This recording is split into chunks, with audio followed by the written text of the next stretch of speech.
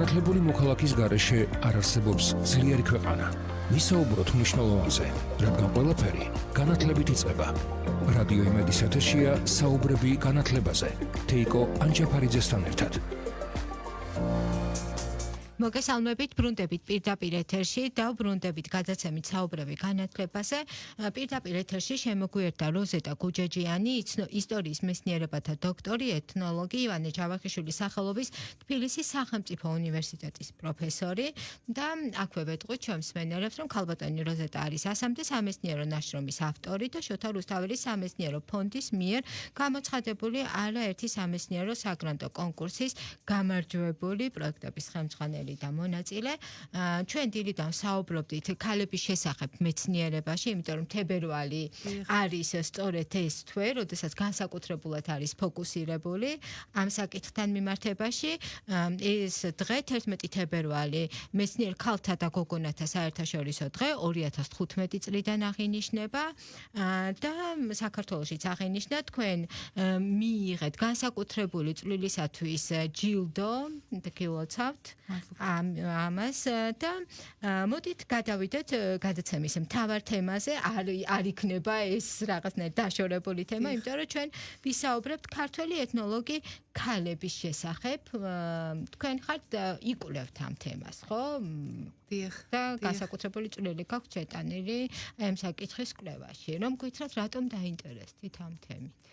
გმადლობთ ინტერესისთვის, გმადლობთ გადაცემაში მოწვევისთვის და ვისარგებლებ ამ სასიამოვნო ეთერით და კიდევ ერთხელ მადლიერებას გამოვხატავ საქართველოს განათლების, მეცნიერების და ახალგაზრდობის სამინისტროსადმი და ჩემთვის უკვე მშობლიურად ქცეული შოთა რუსთაველის სახელობის ეროვნული სამეცნიერო ფონდისადმი, რადგან მათი მხარდაჭერით არის სწორედ შესაძლებელი მეცნიერების განვითარება ჩვენ სამშობლოში. არსებობს არაერთი ლოტი განაცხადი საპროექტო, რომლითაც რუსთაველის ფონდის მიერ გამოცხადებული, რომლითაც სარგებლობთ ქართველი მეცნიერები, მათ შორის ქალებიც და დიდწილად მინდა გითხრათ, რომ აი ამ შედარებით უფრო საკმაოდ დაბალი ხელფასების პირობებში აი ესოდენ მასშტაბური კვლევები, რასაც ახორციელებენ დღევანდელი ჩვენი მეცნიერები, წარმოუდგენელი იქნებოდა რუსთაველის ფონდის დახმარების გარეშე. ამიტომ კიდევ ერთხელ მადლიერებას გამოვხატავ მათთამი და შემდგომ წარმატებას ვუსურვებ. რაც შეეხება თქვენს შეკითხვას, თუ რატომ დავინტერესდით უშუალოდ მე და ჩემი კოლეგა, ჩვენი სახელმწიფო უნივერსიტეტის ეთნოლოგია ანთროპოლოგიის ინსტიტუტის ხელმძღვანელი პროფესორი ქეთევან ხუციშვილი ქართველი ეთნოლოგების წვლილით, ეს არის იმიტომაც რომ ხშირად უცხოელ კოლეგებთან კონტაქტის დროს, ევროპელ მეცნიერებთან, ამერიკელ ანთროპოლოგებთან კონტაქტის დროს ისინი უაღრესად განცვიფრებულნი იყვნენ იმით, რომ საქართველოში დასაბამიდანვე ქართველი ქალები წარმოადგენენ ამ სამეცნიერო დისციპლინას. სათავეებთანაც, შემდგომაც მისი განვითარების ყველა ეტაპზე და ეს იყო ძალიან ესეთი შოკის მომგვრელი, იმიტომ რომ მოგეხსენებათ, ძირითადად ქალი მეცნიერებაში სამწუხაროდ ევროპულ კულტურაში ნაკლებად ჩანდა მეცნიერების დასაბამი საწყისი ისტორიის პერიოდისათვის.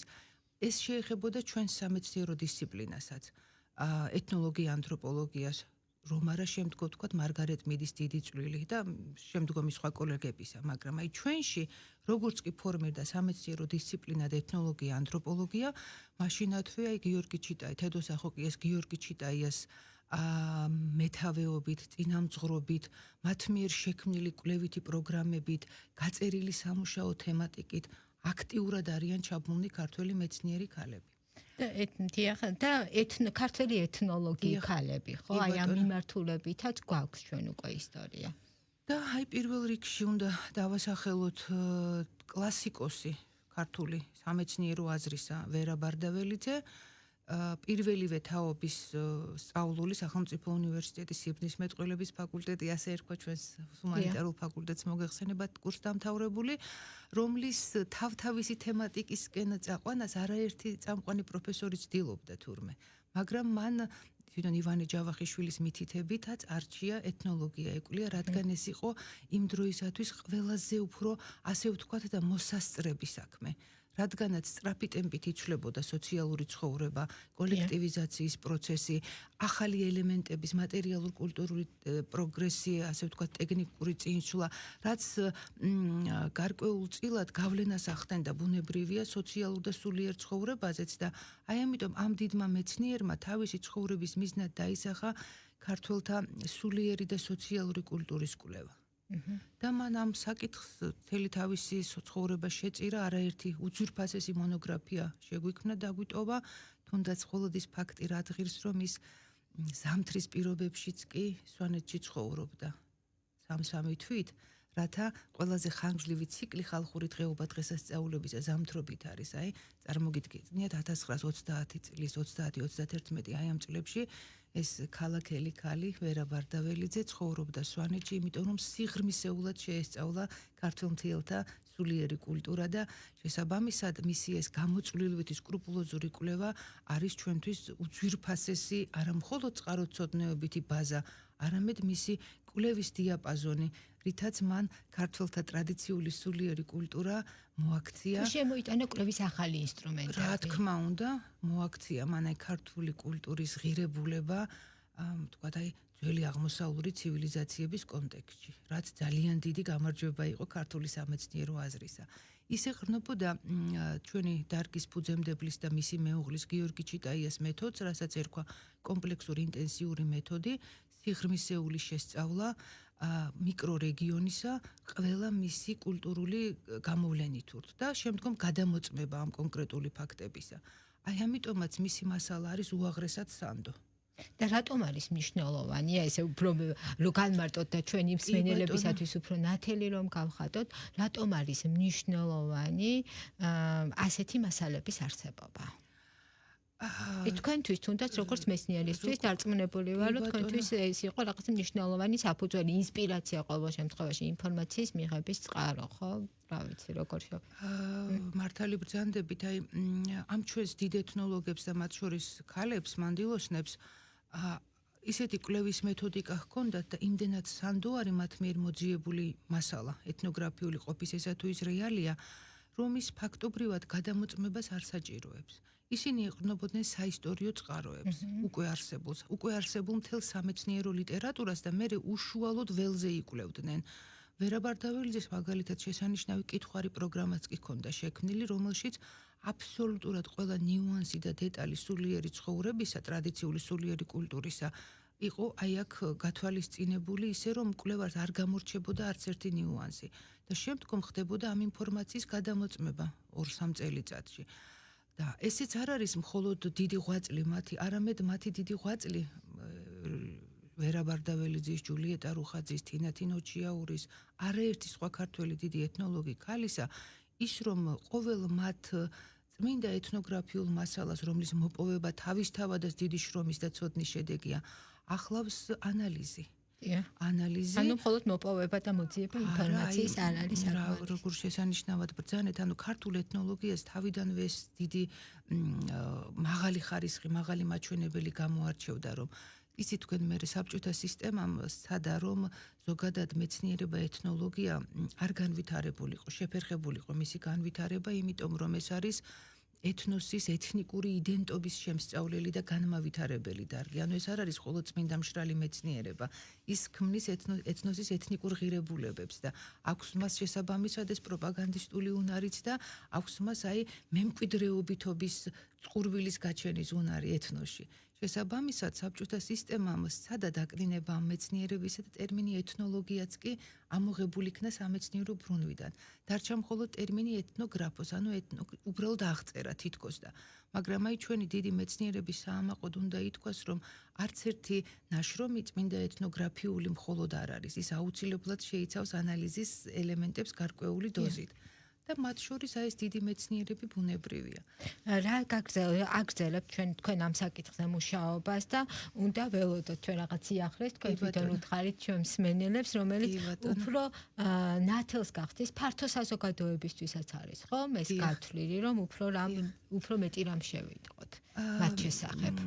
რამდენიმე წლის წინ საქართველოში 107 წელი შეუსრულდა ეთნოლოგიას როგორც ცალკე არსებულ ინსტიტუციას, ეს 1900-იანი წლებიდან, როდესაც შეიქმნა საქართველოს ეთნოგრაფიული საზოგადოება, იქიდან მოყოლებული ეს ათვლის წერტილი და ახლა ჩვენ იმ დროს ჩავატარეთ ძალიან მნიშვნელოვანი ღონისძიება, ფართომასშტაბური სამეცნიერო კონფერენცია, სადაც წარმოჩინდა ეთნოლოგიის ისტორია, მათ შორის ქალებისა და ამას მიეწყდა შესანიშნავი გამოფენაც, რომელიც ჩვენი მუზეუმის თანამშრომელმა ქალბატონმა ანა ლილუაშვილმა მოაწყო, სადაც ასახული იყო ვიზუალურადაც მეცნიერების განვითარების ისტორია.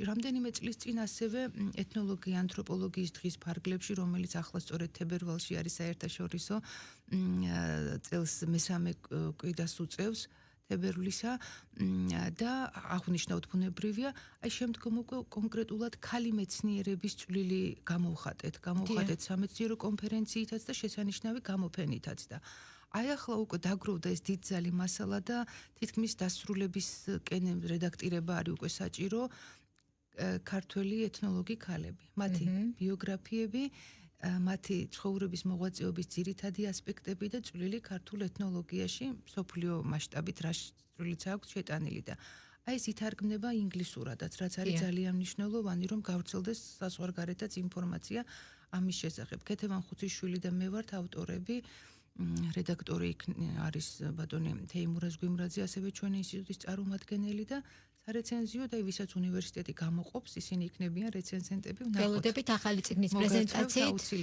თუმცა სანამ დავემშვიდობებით ჩემს მსმენელებს, თქვენ ხართ მოსული კიდევ ერთი ახალი გამოცემით, ჯავახეთი ასე ქვია. დიახ, ესეც არის დიდი მადლობა, ახალი გამოცემა არის ეს და ეს არის რუსთაველის ფონდის პროექტით კვლევაც დაფინანსებული მათ მიერ ჯავახეთის კომპლექსური შესწავლა. ინტერდისციპლინური ნაშრომი არის ჯავახეთი, როგორც საქართველოს საზღვრისპირა რეგიონი და მისი სოციო-კულტურული მახასიათებლები და სასაზღვრო ურთიერთობები. ერთწლიანი პროექტი იყო, ჩვენ შემოვიარეთ ჯგუფმა, მე ქეთევან ხუციშვილმა, მირიან ხოსიტაშვილმა თურქეთის ლოკაციაში, რომელსაც ასევე ფარავს ჯავახეთის ნაწილი, იქ ჩემი მეუღლე გიორგი ირემაძე გვეხმარებოდა ამ მთელი ლოჯისტიკით და შესწავლილი იქნა აქეთა ჯავახეთიც, ჩვენ საზღვრებში არსებული და თურქეთის ტერიტორიაზე მოქცეული ჯავახეთიც და სასაზღვრო ურთიერთობები, რომელიც საბოლოოდ ასეთი მონოგრაფიით დასრულდა, კუმურდოს წარწერას ხედავთ წარმოდგენილს, მაშინ შესწავლილი არის არა მარტო წარსული, არამედ თანამედროვე კულტურული პროცესები, ეს იყო განსაკუთრებით მნიშვნელოვანი და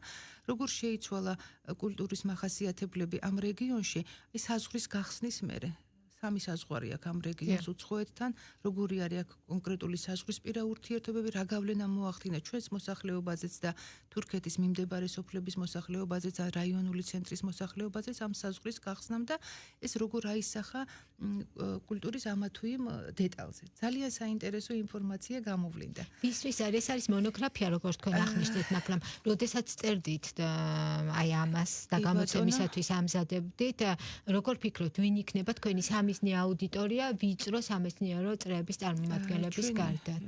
მადლობა ამ შეკითხვისთვის. ჩვენ შევეცადეთ, რომ ეს ყოფილიყო სამეცნიერო თავისთავად არის, მაგრამ ყოფილიყო პოპულარული შინაარსის მქონეც და ის გათვლილია როგორც პოლიტიკოსებზე აუცილებელია, რომ მათ იკითხონ სამეცნიერო მონოგრაფიები, იმიტომ რომ სტუდენტები რამდენად ეს წარმოაჩენს სტუდენტები თავისთავად, სტუდენტებისთვის ჩვენ კიდევ ცალკე ვქმნით სხვადასხვა ეგრეთ წოდებულ რიდერებს, სალექციო კურსებს, სადაც მათი ასაკობრივი და შესაბამისი საფეხურის მიხედვით არის თემატურად დალაგებული ინფორმაცია და თვითონ მოსახლეობისთვისაც ეს ძალიან საინტერესო არის. ძალიან დიდი მადლობა. წარმატებას გისურვებთ. ველოდებით უახლოეს მომავალში გამოცემას ეთნოლოგი ქალების ისტორია, ასეთი სახელწოდებით იქნება ალბათ ყოველ შემთხვევაში. და გისურვებთ წარმატებას და რა თქმა უნდა გისურვებთ განვითარებას ამ სფეროს, როგორც თქვენ თქვით ერთ-ერთ ეთერში, ეს არის მომავლის, ხო? მეცნიერება. ასე უწოდებთ ეთნოლოგია, მომავლის მეცნიერება. ძალიან დიდი მადლობა. როზეტა გუჯაჯიანი, ისტორიის მეცნიერებათა დოქტორი იყო ჩვენი გადაცემის სტუმარი. ეს იყო გადაცემა საუბრები განათლებაზე, თუმცა სანამ დაგემშვიდობებით, აქვე მოგასწრით, გაგაცნობთ ძალიან მცირე ინფორმაციას. გამოცხადდა მოსწავლეებისათვის კონკურსი, რუსთაველის სამეცნიერო ფონდი აცხადებს ამ კონკურსს. ეს არის უკვე პოპულარული სასკოლო საზოგადოებაში გამომგონებელთა და მკვლევართა კონკურსი ლეონარდო და ვინჩი და დეტალური ინფორმაციისათვის თქვენ რა თქმა უნდა შეგიძლიათ ეწვიოთ ფონდის web გვერდს და აქვე გეტყვით, რომ კონკურსის პირველი ეტაპისათვის მოთხოვნილი დოკუმენტაციის წარდგენის ვადა მიმდინარე წლის 25 აპრილის 18 საათამდე არის და ჩვენ ამ პერიოდის განმავლობაში რა თქმა უნდა კიდევ ერთხელ ვისაუბრებთ ამ თემაზე, წარმატებას გისურვებთ და მომავალ კვირამდე გემშვიდობებით.